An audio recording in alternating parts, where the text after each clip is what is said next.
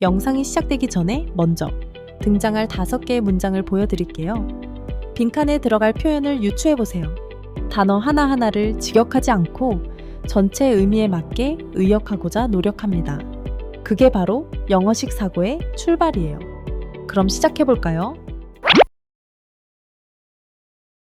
The kind you hear all the time from retail investors.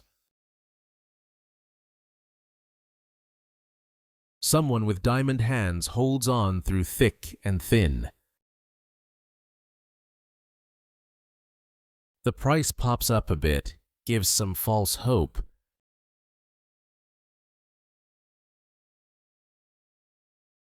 We're in a bear market now.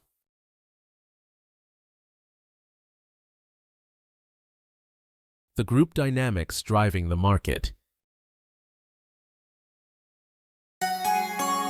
Welcome to the Deep Dive. We're here to shortcut your path to being well-informed. And today, I'm really excited. We're diving into a corner of the financial world that's just buzzing with psychology, emotion, and some really, really colorful language. We've looked at sources from places like Reddit's or Wall Street Bets, Twitter, all those online communities. Exactly.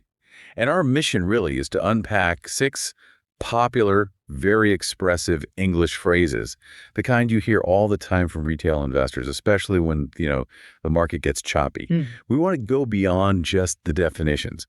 What do they tell us about how people feel and act? Okay, great. So let's kick things off. First up, paper hands. It sounds so fragile. What's the core idea here? Yeah, fragile is a good word. Paper hands basically describe someone who sells their stock way too easily. Like, the price dips a tiny bit, and boom, they're out, scared out. Right, and the opposite is Diamond hands. That's the contrast. Someone with diamond hands holds on, through thick and thin, no matter what. So paper hands is often used almost like a taunt in these communities. It really highlights that emotional side, the fear. Yeah, like that impatience. Someone might say, market dipped 5%, he sold everything, total paper hands. Exactly. It nails that fear response. And speaking of less than ideal outcomes, let's talk about the bag holder. Sounds painful. Oh, it is. The bag holder is someone who, they bought high, maybe peak hype. Then the stock crashes and they're just stuck, holding the bag, as it were. Yeah. Usually a bag worth much less. Right. I saw an example, bought that meme stock at $150. Now it's $12. Guess I'm a bag holder.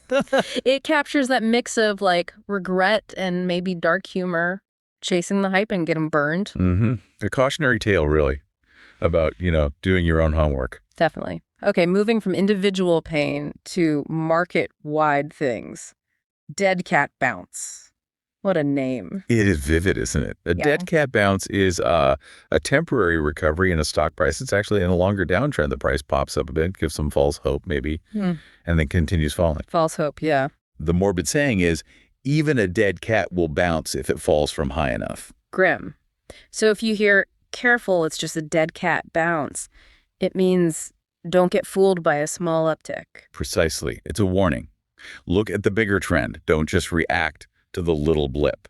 And that bigger trend might lead us into a bear market. Right, the bear market. Technically, it's often defined as a 20% or more drop from recent highs, but it feels like more than just a number. It's a mood. Pessimism takes hold. Confidence drops. So the bear swipes down, opposite of the bull charging up. That's the imagery. So we're in a bear market now means caution, a time to be defensive, perhaps rethink strategy. Okay. Now, shifting gears slightly, there's a phrase that sounds more like solidarity, apes together strong. Ah, yes.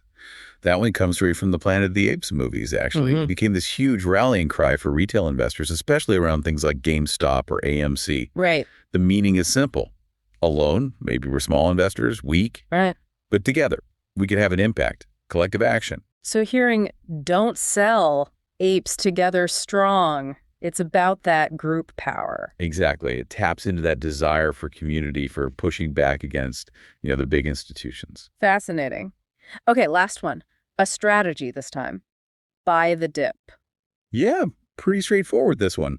Buying the dip means seeing a price drop, Not as a disaster, but as a chance, an opportunity to buy more of a stock or an asset you believe in, but at a lower price.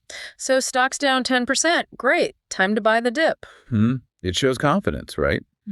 Belief in the long-term value, despite short-term volatility. It's strategic, not panicked. Exactly. It's looking past the immediate noise, assuming it will recover, a long-term view versus just reacting. Wow. So wrapping this up, what does all this language really mean for you, the listener? It's clear that today's investing world isn't just charts. It's a community, a very expressive one. Yeah, and understanding these phrases is like getting a shortcut. You start to grasp the sentiment, the emotion, the group dynamics driving the market, not just the numbers. This whole deep dive really shows how language, even slang, shapes a culture. Absolutely. And it makes you think, doesn't it?